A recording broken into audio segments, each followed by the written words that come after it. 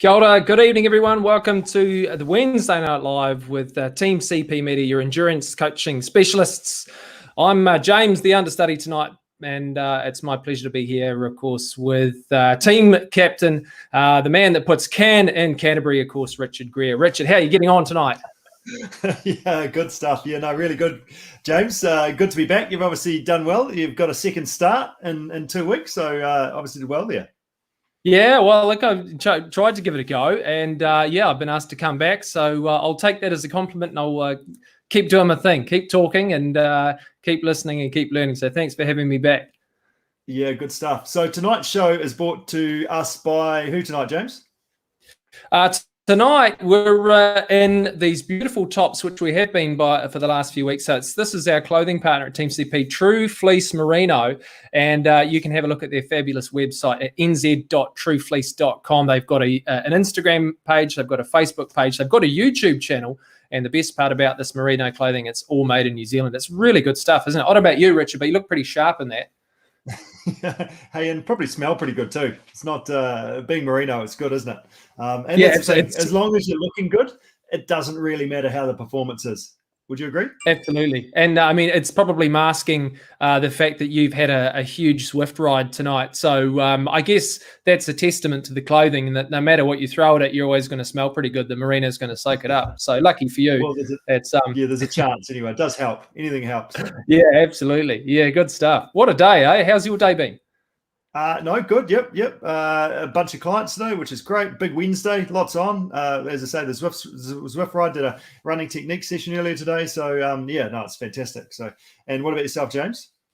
A bit of a mix and match sort of a day, but I did get to go for a beautiful run this morning in New Plymouth, running along the coastal waterway. The sun was out, there was no wind. Looking up the mountain, it was awesome, and I thought, what a great day to go for a run. So that kind of started things off, and here we are at the end of the day back in a room in Canterbury. So what better way could you finish off a day? It's been pretty good. Yeah, fantastic. So a couple of notices. We've last week we had John Quinn on the show, and it was all about mental skills. And as part of our show, and we'll do it again tonight, giving away a fancy True Fleece Merino beanie that I'm going to show you in a moment. But last week we were giving a nutrition consultation away with our super awesome dietitian, Kushla Holdaway, and Anton Gibson, who actually sent me a text through a day or two afterwards, who obviously was listening on the podcast audio version afterwards. And he said, my 3 go-to rules are consistency beats intensity, discipline beats motivation, and number 3, be kind to yourself. And as Anton said, it was really interesting to hear him pretty much repeat these back to me.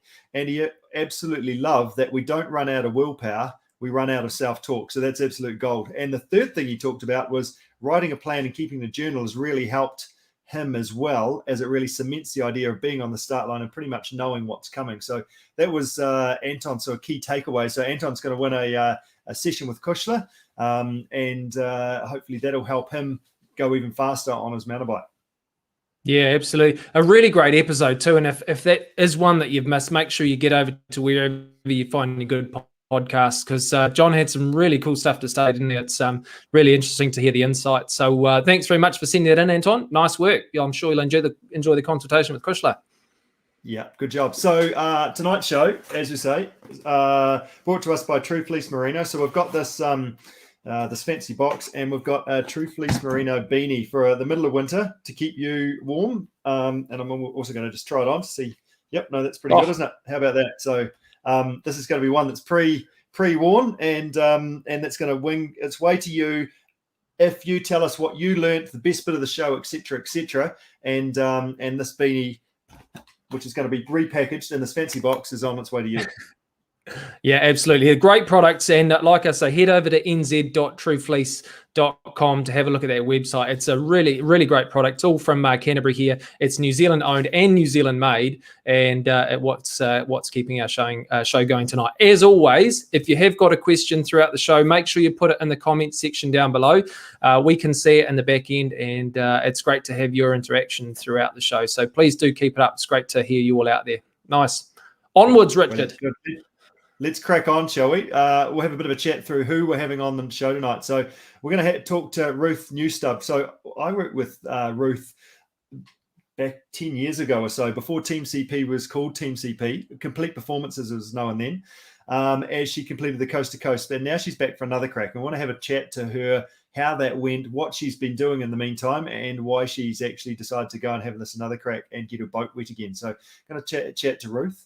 Going to also, backed by popular demand, Kim Vargo, a strength conditioning coach, is going to talk all things strength conditioning and give you a couple of gems, I'm sure, to take away about that. But we're going to kick off the show with Bob McLachlan. She'll introduce Bob, James. Yeah, absolutely. What a man! It's great to have Bob on, and Bob's considered the ultimate New Zealand outdoorsman. So much that he's actually built himself a business around it, and his business is Best Foot Forward. So we're going to have a bit of a talk to Bob about all of his adventures today, and hear about what's keeping him ticking. It's great to have him along. Stuff. Absolutely. Shall we bring in Bob? Shall we? I think so. Well, let's just share this as well before we go to Bob. Yeah. So paddling some form of boat formed the cornerstone of Bob's life as he grew up kayaking before embarking on a career as a professional raft guide initially, and then also that led into a whole bunch of different disciplines as he basically chased summers and then winters around the world. He's part of the New Zealand rafting team that won a world title, and also has a number of Waka Ama titles to his name. He's competed extensively in adventure racing all over the world, and more often than not, probably ended up in the top step of the podium, which is probably a testament to the hard man he is. Tonight, pretty keen to share Bob's story, his learnings from all his years of racing, adventuring, and supporting others to do the same. Bob, you out there? Absolutely. Let's bring in Bob. What an introduction. Yeah. No, that's. I don't have to say much after all that, do I? Good to know, Bob. It's been good. Yeah, no, that's great. It's quite true.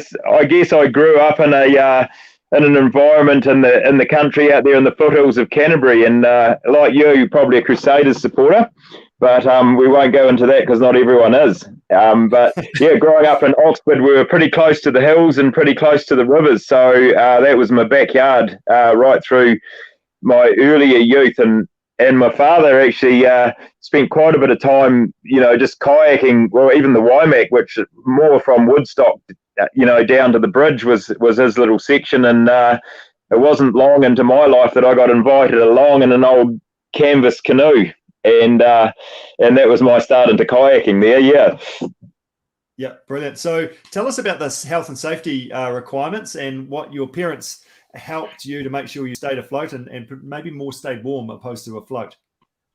Oh, yeah, it was quite rude. I mean, Dad had a life jacket, but it was one of the ones with the old plastic buoyancy pieces in it, and as the life jacket probably got more deteriorated in the UV, the plastic bits would pop out and just float off anyway, so it wasn't much cop. But I had a way better system, and I got Dad's old woolen jersey, which had been through a hot wash, and with going through a hot wash, it didn't fit him any longer, but it kept me warm. Probably didn't do a lot if I had fallen in about keeping me afloat, but it certainly helped with the warmth throughout the river journeys. Yeah, brilliant. So you were exploring the backcountry and running epic routes. You talked about a number when we chatted the other day, before social media was about and before Strava was a thing. How did that ultimately lead you to setting up the business that you've got and running right now, Best Foot Forward? Tell us a little bit about your adventures in the backcountry and how you've sort of got to be where you are today. Well, it probably started when I was a kid. We used to have a little jar up the top of one of the hills, which was probably only 400 or 500 meters high. But and you'd go up and leave a note on with a pencil on and a pad in a jar, and then the next person you'd tell them there's a note for them, so to read that note they'd have to go up. So that kind of was a little regular thing, and I guess I just loved running in the hills, and I never really ran on the flat, just loved running in the hills. And I didn't have a bike at that stage, so I used to run everywhere and my neighbour's place was about 4 or 5 k's up the road, so that was a good run. And that just led me into once I left home, the playground got a little bigger, and the runs got a bit longer, and I was still quite minimalist on gear. I was definitely that Reinhold Messner kind of mentality of go light and keep going. So, and I used to just look on a map pick a route, whether it be 1 day or 2 days or 3 days, and just go running. Yeah. So that was great, and that just, I think it developed a passion for the outdoors, and also a understanding and a probably a respect for what nature can throw at you, whether it be, you know, stormy weather or cold weather, or even just flooded rivers, terrain that you think is going to be good on a map, but it's not, and how you're pretty minimal out there compared to what nature's got. Yeah, awesome. And how did that evolve for you into overseas? Like, you spent 30 years overseas, chasing the seasons. Tell us a little bit more about that.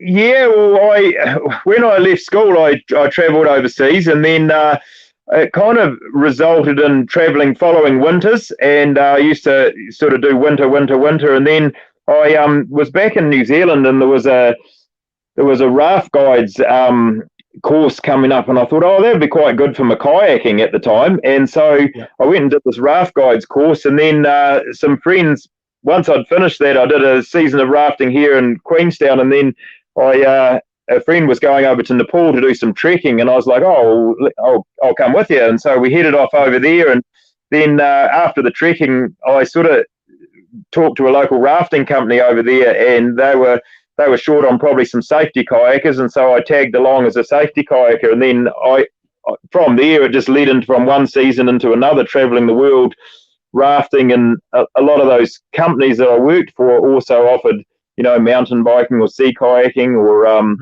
or numerous other things, and canyoning and that sort of thing. So I just kind of followed those summers, and yeah, like you say, I had about 40 odd summers straight, just about 2 or 3 a year, and it was a good lifestyle. Good job. So the definition of any good adventure is an outing that you're not quite sure how it's going to end up. I'm sure you've got a story to tell. Is there anything that kind of springs to mind? Oh yeah, maybe I'll add that in there as well. There's probably a couple. I know when I was a bit younger, I was on a hunting trip with a mate, and we were teenagers probably, and you sort of have a lot less idea of consequence then, and we came to this. There used to be a sort of via ferrata type wire rope around this big bluff, and it had probably a 300-meter drop straight down into a river, and it was there for a good reason. But all the trees up above it in the recent rainstorm had the whole earth and everything had stripped off that mountain and taken the wire rope out, and had plenty of water and a bit of mud still flowing down it. And we got to it and we're like, God, it'd be good hunting up there. We'll just push on, and it had a little ledge. It was only probably maybe 50 mils wide, and you probably had to go for about 15 meters along the thing to get over this bluff. And with a backpack and everything on, it was less than ideal, and I wouldn't do it now. But back then we egged each other on, and it was once one person was across, the other one had to go, but we didn't come out that way, hence to say, and we were both alive to tell the story. Yeah. One of those ones you don't tell anybody else. That's the one that you don't want Mum to know about, eh? You didn't tell Mum that one, no. But I've probably had a couple of close incidences in whitewater kayaking too. I've been pinned to the bottom of a river in my kayak and couldn't get out of my kayak because the water was pressing me pretty hard, and you have plenty of time to think. A lot goes through your mind, you know. You sort of, in fact, a lot of my very early childhood friends all those thoughts of them go flooding through your mind. You haven't thought of them for 20 years, but you instantly think of them. And then, anyway, I managed to come through a couple of those incidents and come out on the happy side of it. So it gives you respect for the water and respect for what you do. Yeah, obviously experience is a big part of that, isn't it? And the more experiences you have, and sort of got through that one all right, but also having kids and a family, that obviously must change things for you as well, like just that whole perception of risk and how much you're willing to push the boundaries nowadays. How's that changed over the years for you? Yeah, I think as you get a bit older too, you get a bit more aware of the consequence of risk, and then I guess we're a little bit more now with the technology and having, your PLBs, your personal locator devices and that sort of thing, it's a lot you sort of have a backup there in a way. But I still think it's really the lessons you learn from making some of those mistakes early on are really valuable. And with the family, you have to take sort of that extra caution. Although I must say, my oldest daughter, Brooke, she's taken me on some pretty big missions. There was one when we were supposed to do a 2-hut hike, and anyway, we were running a bit late because I'd been biking with a mate, and by the time we got there, it was already late, and we got to the first hut and then decided, no, we're going to have to walk back out. We didn't have a whole lot of gear with us. In fact, we had no overnight gear and no real torch. I had a phone with me, and that was it. And the rest of the hike was about 12 k's around another hut to another hut and back out. And my daughter was like, she's probably only 7 at the time, but she was like, no, we're going to do that. And I was like, Brooke, it's not, we haven't got a torch. We've only got 2 hours of daylight left, and I don't know the track. It won't be very good because it's not a form track. And anyway, she took me there, and away we went. So that was a bit of a thing. That was a respect for me on what kids can do, because we nailed that, and we were out on, just after dark, but we only had one bar for the whole trip, and she just went for it. Yep, ran the whole way. Yeah, right. With the multi-sport adventure racing, the backcountry running events that are on, they're a great way to help people build their confidence getting into the outdoors, which is awesome. But on that family thing, what tips, and this is part of what your business is about as well, isn't it? What tips would you give families and groups that are looking to sort of complete a trip and get into the outdoors based on your experience and sort of guiding of others?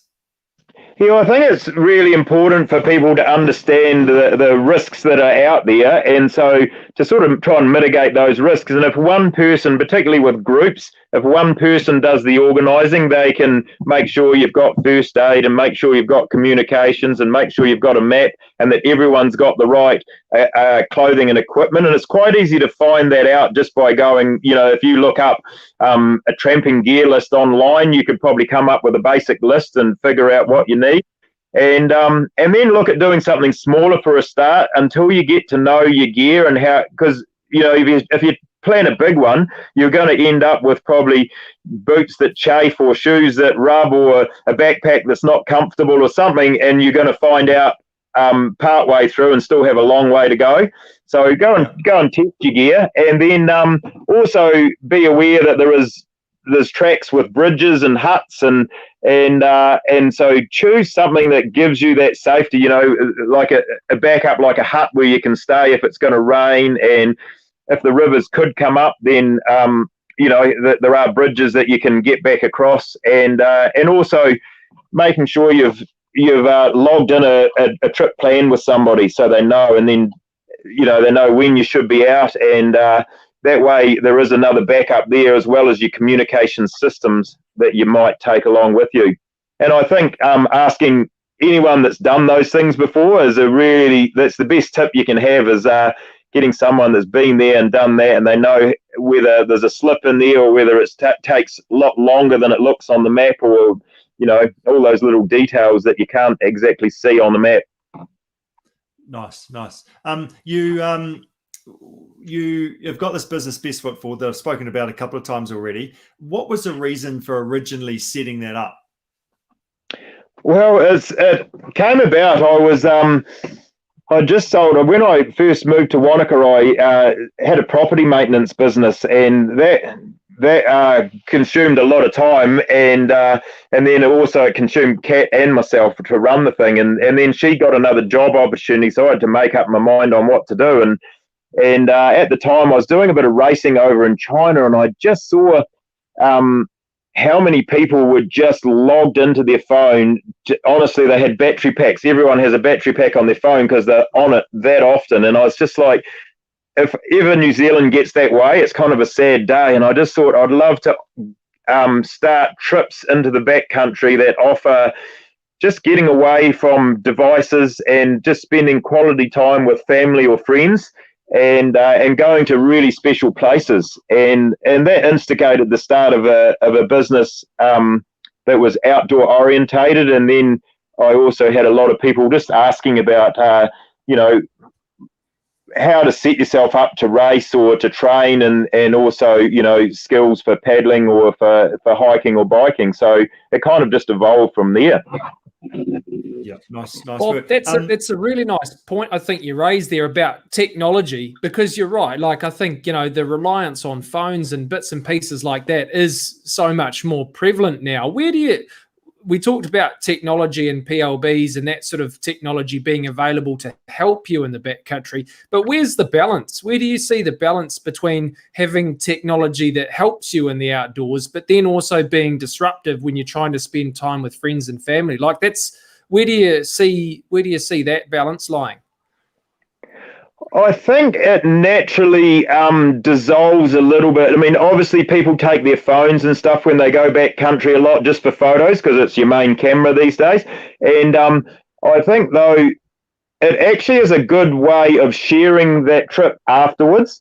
But when you're outdoors, the communication goes right back to the basics. All you really need is shelter, and you need you know, good food, good shelter, and good clothing, basically, and you're going to get through. And I think a lot of people, you know, they go back to those simple things, and I see it a lot with families where that communication of, oh, we'll start a fire, and then it's like, oh, how are we going to do that? And it's like the son will be like, oh, I think we can break up this little grass bit here and get some sticks, and then dad's, you know, and they chip in, and so they share a lot without even realizing that those things are really valuable after the trip. The communication that goes on is something that at home, you know, there's always something in the way of that. You know, someone's got a phone going, or a computer, or a meeting they've got to go to.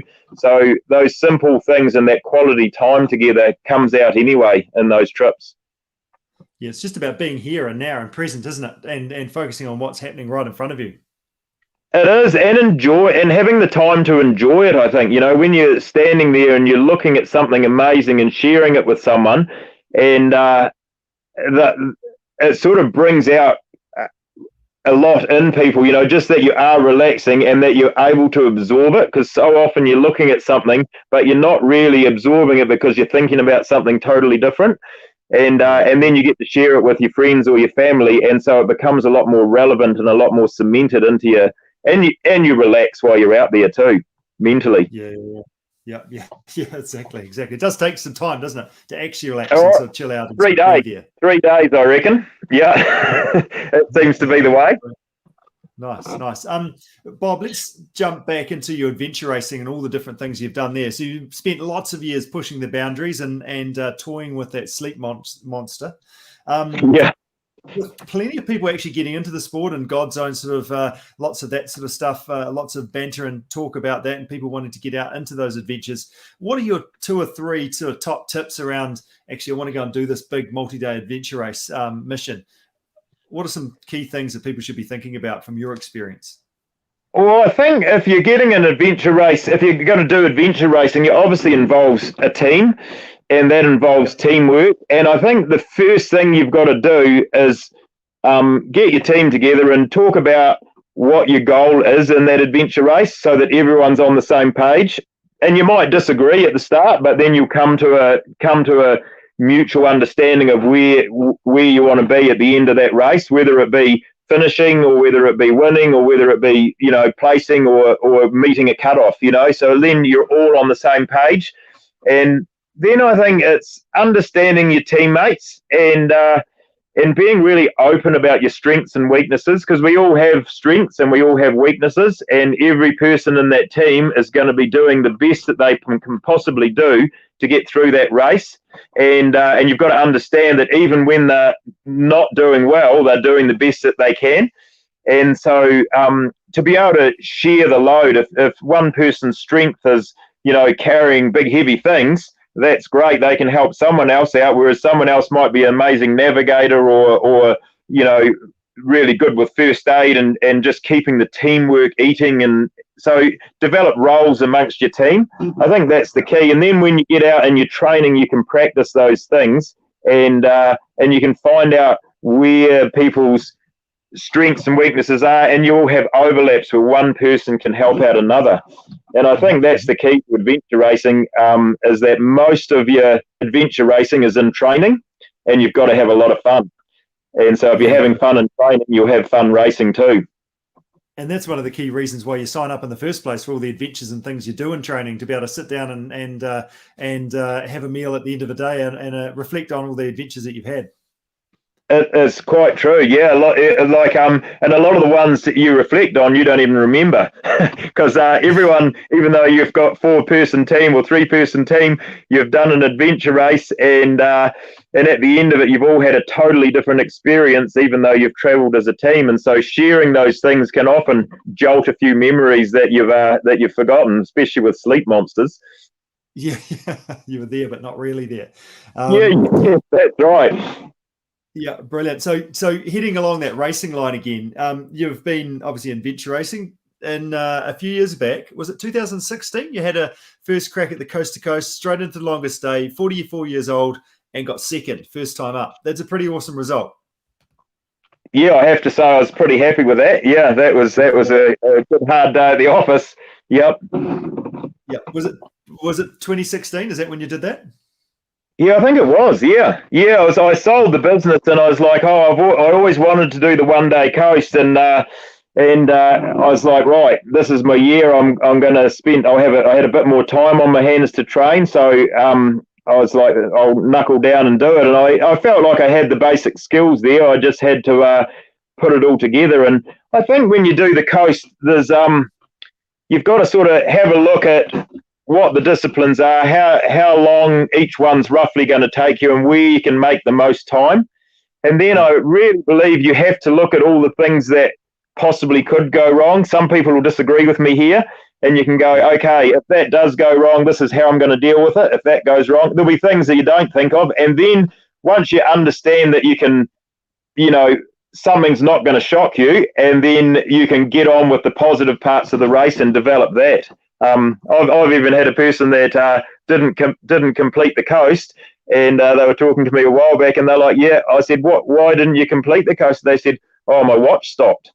So, all sorts of things can affect people differently. And yeah, I was fortunate enough to have a few things go wrong, but managed to deal with most of them on the way through. Yeah, nice. Yeah, yep, no, good. Ticked it off. So have you retired now, or I mean, as I say, you retired. You've had that outing, but the only reason you retire is so you can make a comeback. When are you going to be next back on the start line? Well, I did the coast this year, but just in a tandem scenario, which was fun, actually. I did it with Flavio, and we had a great time, but I wouldn't go back. I've been building a house, and so I've taken a year and a half off, basically, of doing any training, and so I went back, and I just was hurting. I was in the hurt locker pretty much the entire first day, so and my second for that matter. Okay. So I wouldn't do that again. Flavio, wouldn't let you have sort of any sort of leeway there? Oh, he had dropped biscuits out in front of me, so I had to keep going forward to get my next feed. Yeah, yep. But no, I would definitely go back and do it again, and I don't know when yet, but I enjoy the racing, and I enjoy the training, and but most of it's just keeping fit. And my priority at the moment, with having 2 young girls and the family and whatnot, is more getting out and doing what they like to do. And they have missions. My 2 daughters choose a backcountry hut, and they choose a alpine lake each year for their birthday, and so we do some quite good missions just achieving those. Yeah, cool. That's a great thing to do. That's good. Lots of ideas. That's fantastic. You're also a kayak guide, and you help people develop their skills and on the river and their confidence as well. Over the weekend, you caught up with Ruth Knewstubb, who we're going to talk on the show next, actually. So it's interesting to hear your perspective, and then we'll talk about Ruth's perspective in a moment. So we'll sort of suss that out. But as a kayak instructor, how do you look to build confidence on the water, build skills, and make sure people are enjoying their experience? That's a good question. I think with guiding for my entire life too has been an asset there, I think. And you often get someone, and even some top-notch athletes that I know have sort of learned kayaking just as they went along. And so sometimes just to break it down and bring it back to the starting blocks and just sort of work back through it, you often get the mental little hints of their insecurities and also their strengths. And so sometimes you have to build on something, not necessarily because their skill is lacking, but because their maybe confidence may be lacking. And you pick up those things just in conversation and also in just seeing them doing different little tasks. And so most of it that happens with the skill development is a confidence building aspect of it, which is a lot of just personality, but just edging a little bit out of that person each time and then building slowly on one little thing so that you can move forward step by step, so that you don't take that too big of a step to knock the confidence back again. Yeah, right. Yeah. So it's really about reading the person, isn't it? It's a big part of it is actually. Yep. And people will only go forward if they're confident in what they're doing right now. Otherwise, if you take them beyond that confidence, they'll step back and you have to start again. So you do have to just move forward at the pace that you can and try and sometimes take different approaches. Everyone receives different instruction or even technique differently. So you might have two people that click with one way of saying something, and then another person you might have to come over and just introduce that topic differently for them so that they can understand it. Yep.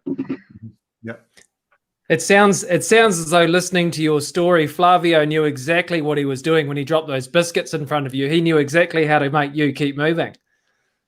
Well, he did, and they even got better throughout the day. Yeah, and the funny thing was, in the kayak, because I was in front, there was just a paddle over my head with a bit of string on it, and out in front of that was a Moro bar, and I do quite like the old Moro or Snickers bar, so that kept me paddling. That's a masterclass. We should all learn something from that. It's about working with the people, and Flavio knows exactly how to get Bob going. Nice work. Yeah, it's all about teamwork.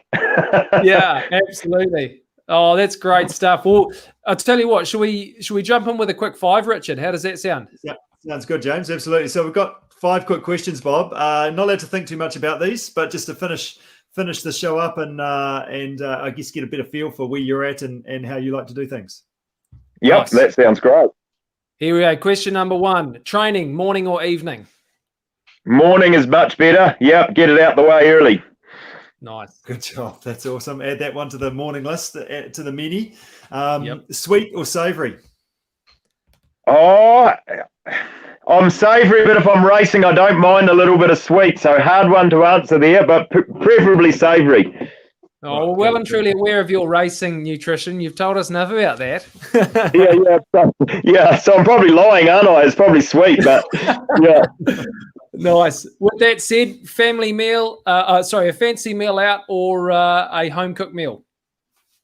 I'm pretty fortunate with having Kat, my wife, is an amazing cook. So sometimes I get disappointed with a fancy meal out.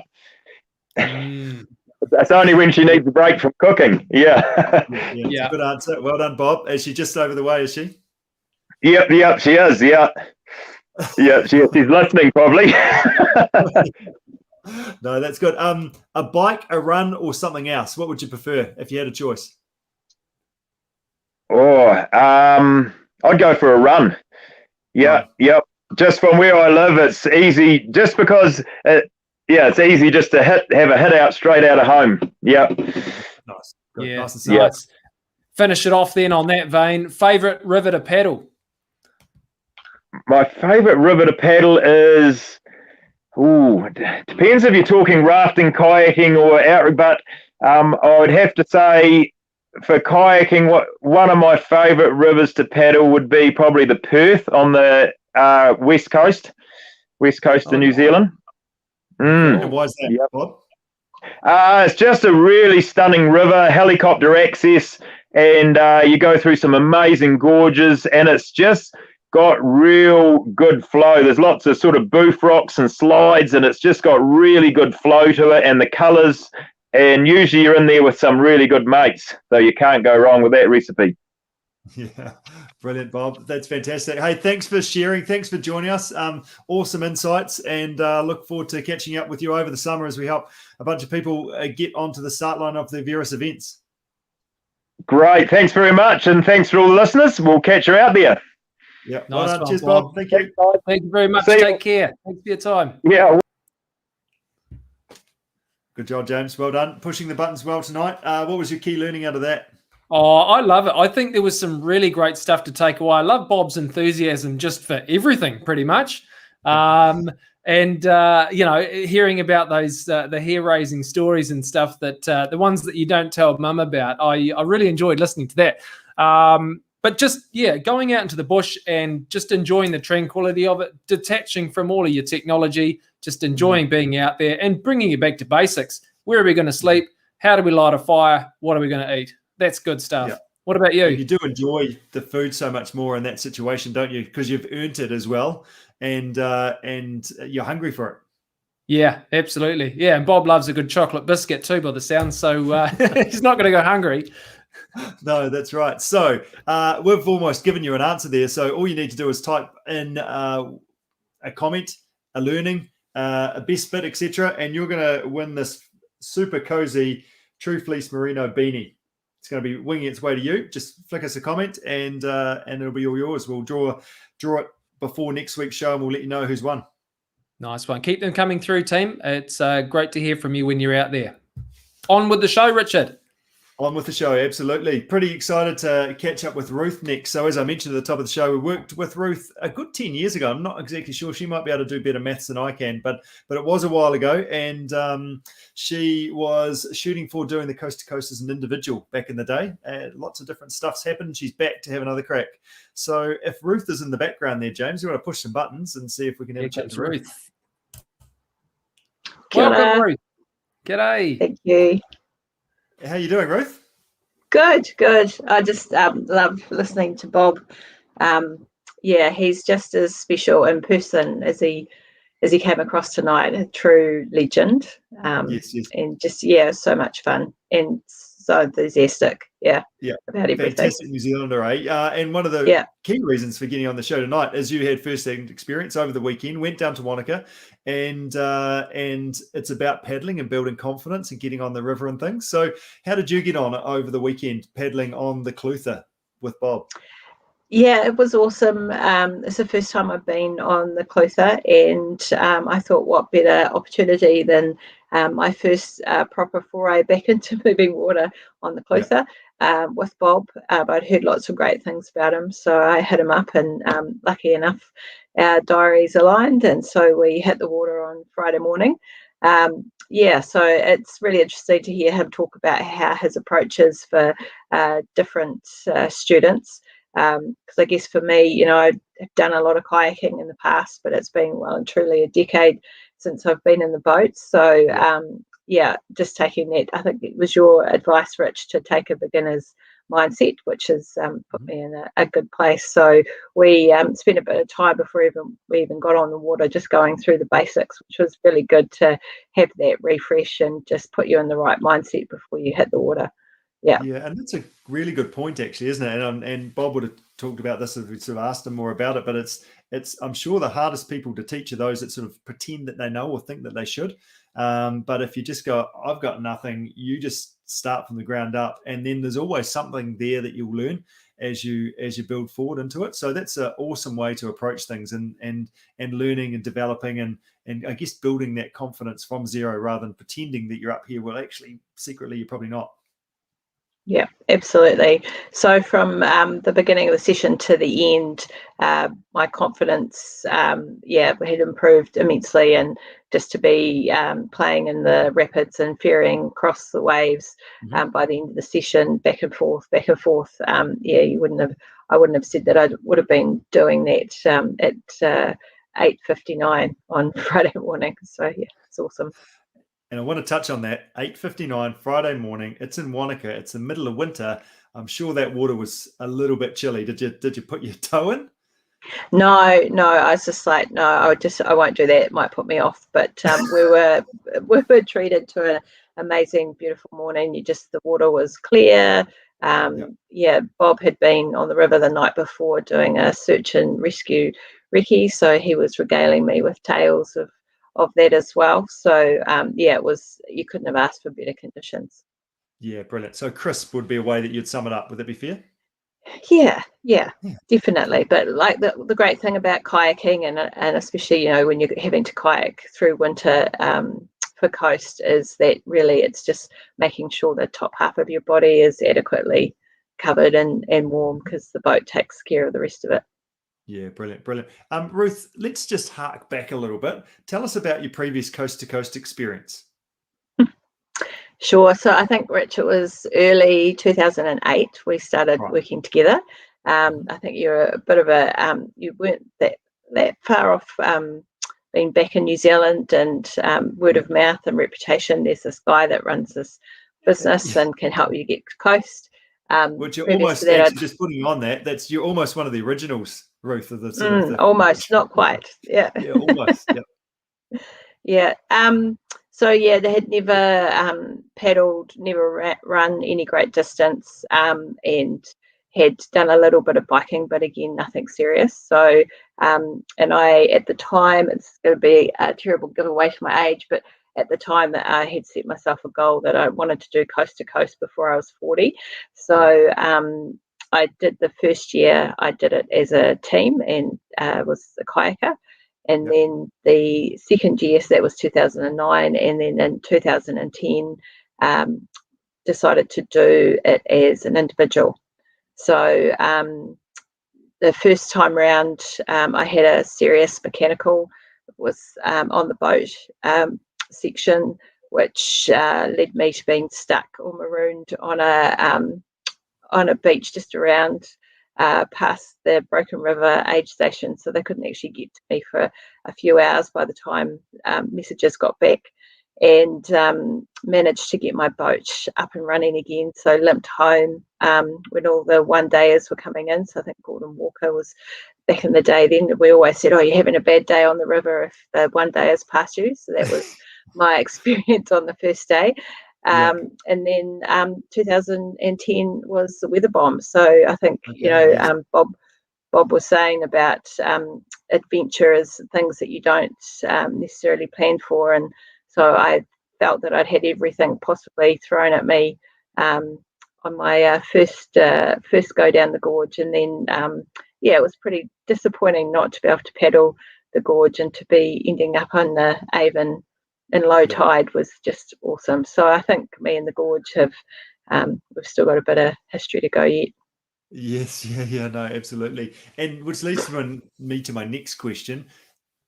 Why do you want to come back and have another crack at it now? Get that boat wet again. So last year was a pretty big year for everybody around the world.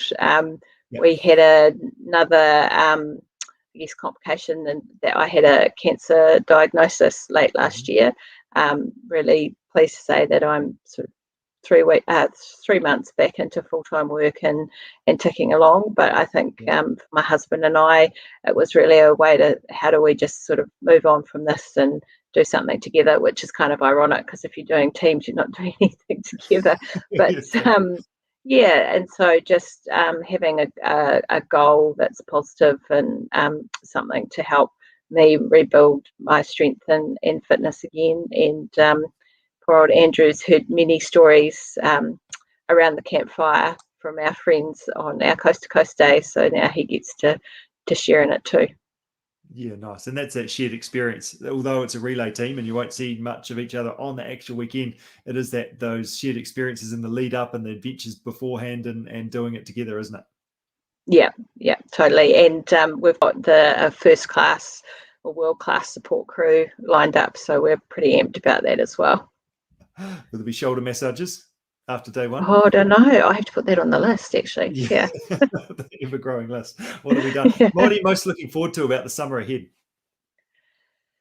I think just doing missions on the river and just reconnecting with old friends again. That's been really cool.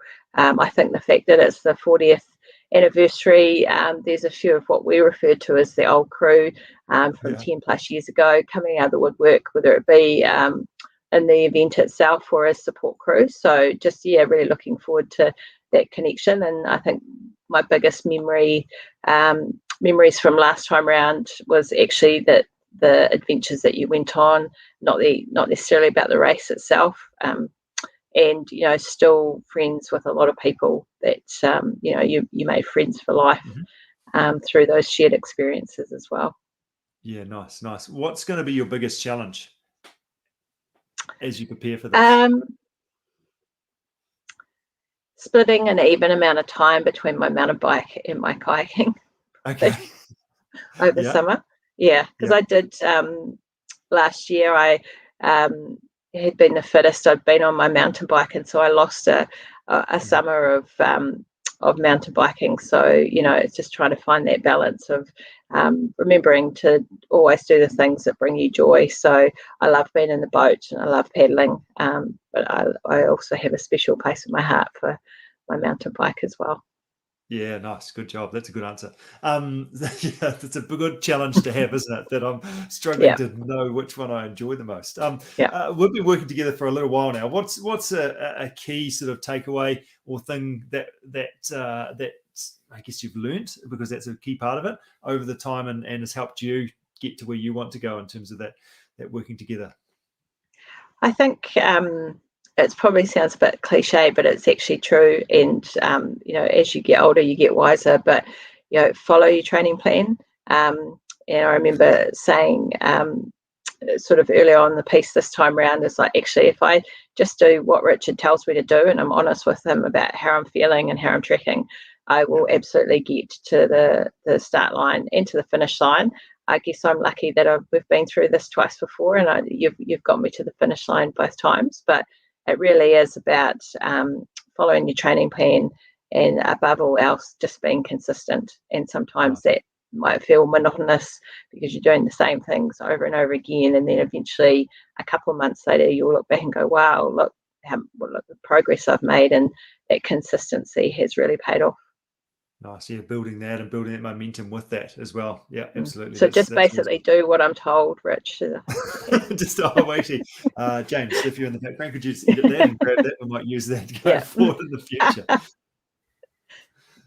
Definitely made notes of that. There's some great stuff in there. Well, I love what you just said there. Always do things that bring you joy. Nice one, Ruth. I love that. Thanks very much for sharing it.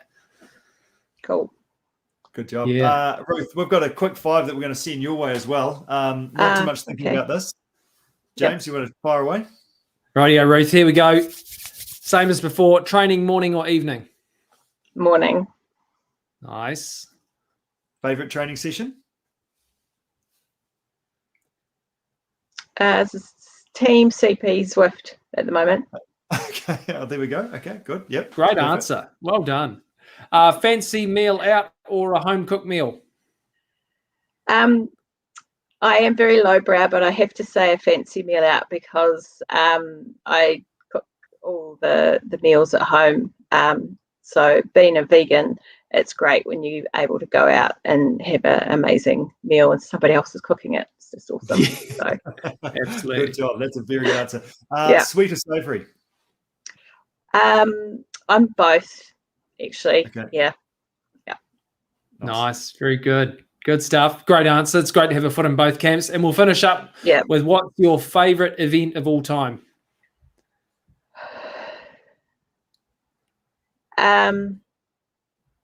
Do you know what? It probably was,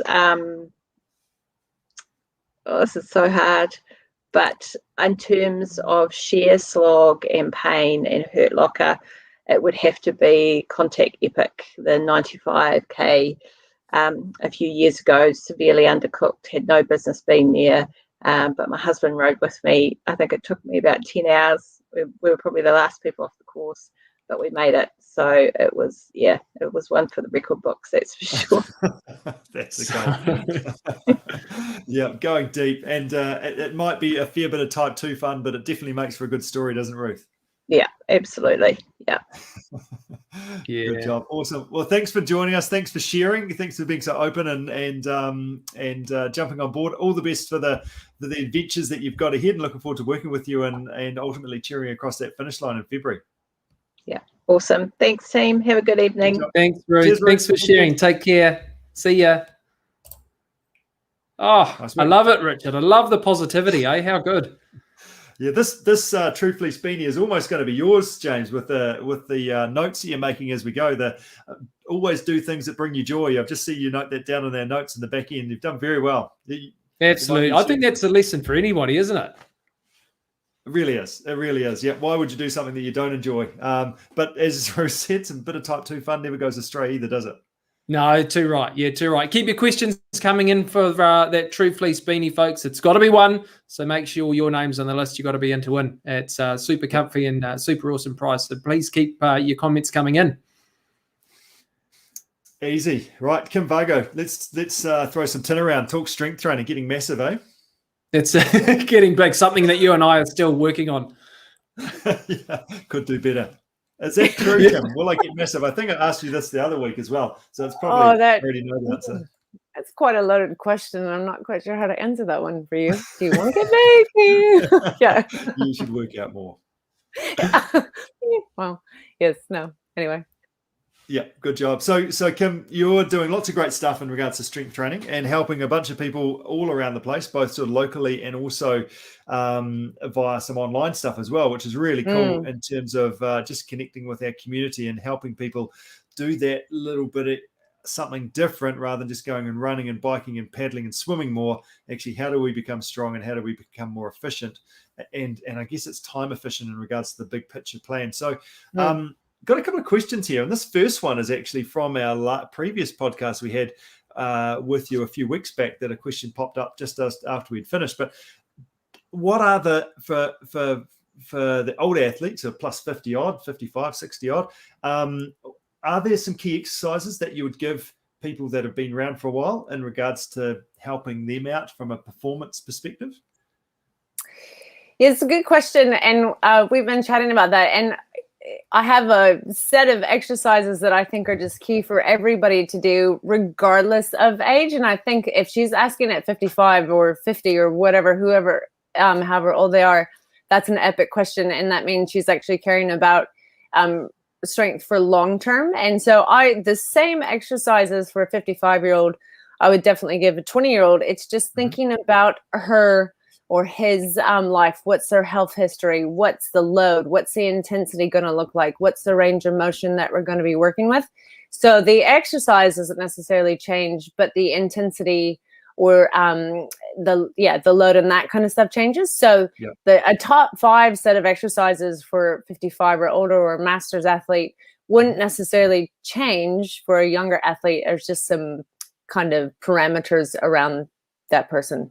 Yeah, and I guess it depends on how active they currently are, what injury history they have, all those sorts of things, and then they'll just edit those exercises as necessary to make sure at the right level for that individual. Yeah, there's lots of progressions that you can give someone that will still help them along their way. Even if they're injured, they can still be moving for sure. Yeah, nice work, good stuff. Should I go to the gym, or can I do stuff at home? What are your thoughts? So what gear do I need if I do stuff at home? What's the best? Yeah, that's another really good question. I think a lot of people are like, oh man, I need to get a gym membership going. And I think the reality is if you have a gym membership, awesome. You have such an opportunity and a wealth of gear there that you can use. If you don't have a gym membership, that doesn't mean that you have to run out and go get one. I think you can have a very excellent workout at home with a couple of pieces of gear. Like I'd go a fairly heavy kettlebell, something in the 16 to 20 kilo range, some dumbbells, minimum 8 kilos, some bands, and maybe a yoga ball. And you can do a lot of stuff with those minimal bits of equipment. But yeah, if you've got a gym membership, knock yourself out. If you don't let that hinder you as far as your mindset for getting a good bit of work in.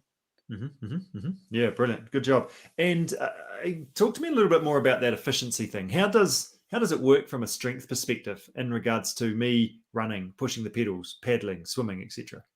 Yeah, sure. So someone who's been training on the strength side of things as an athlete is going to have a lot more efficiency. They're going to be able to get a lot more bang for their buck because their muscles are just being used and they're stronger. So if someone who doesn't have a strength background is going to go out and do a session on the bike versus someone who is been training in that strength, the efficiency, the output of that strength trained athlete is going to be far superior. They're not going to have to work as hard for the results that they're looking to achieve. Right. Okay. Yeah. Cool. So if you think from a muscular perspective, I'm going to be using 75% of my muscles to do the percentage of my quads muscles to be able to push the pedal to go that speed, opposed to using 80 or 85%. So I'm just that little bit more efficient. So I'm going to hopefully have a bigger smile on my face and be able to have a bit more oomph towards the end of the event or training session. Yeah, you've got a lot more power to put out. You've got everything, your muscle has been adapted to the resistance and the training. And so you're able just to be more efficient. And the other thing that I'm really passionate about is that core to extremity kind of concept. So if you want to be efficient in your extremity movements, you've got to have a nice, solid, tight core to be able to produce the power going out for your arms, your legs, everything else.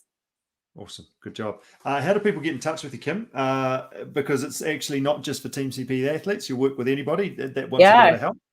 Yes. You can find me on Facebook. You can message me through Team CP. Any of the coaches, pretty much, I work with them as well, so they can direct you to me. But just drop me a Facebook message. I'll answer. Yeah. Good job. Cool. Can I say I'm a big, having had you gently giving me encouragement in the gym, Kim, I can say that, totally. The strength training does really work, and it pays huge dividends if you are willing to put in the time and work. And having experienced it firsthand, it's a big plus. So I would encourage everybody to get on board and do some strength winning. There's my free plug, Kim. Nice one. Yeah, thank you. And a little plug for you guys is movement is medicine. You're not just strength training, you're strength training yourself for life. So it's not just for your event. You're teaching yourself and you're prolonging that strength to be able to walk upstairs as you're older, to be able to bend over to pick things up. So it's not just for your sport. You're training yourself for life. Good. Well done. Nice. Can't go past that. Good job, Kim. Thanks. Cool. See you guys. Thanks for joining us. Well done. Talk soon. Thanks, Kim. Bye. See ya. Well done, nice James. You're pretty efficient on those buttons tonight. You've done very well. Oh, well, aim to please, but I love that. We're not training for strength. We're training for life. What a metaphor. Yeah, good. Do you want me just to send you this fancy True Fleece beanie right now, do you? No, don't send it to me. Send it to somebody that deserves it. I'm merely the man on the buttons. We've had some great questions coming in, but it's still not too late. So make sure you put in your questions and your learnings from tonight's show. 3 really great speakers, and we've learned a lot. Had some really great conversations. So make sure you're in to win from True Fleece on our Facebook page. Absolutely. Hey, for those people that are out and about adventuring this weekend, doing their own things or turning up to an event, I know Angus would like to us to have a bit of a promotion towards the cyclocross this weekend.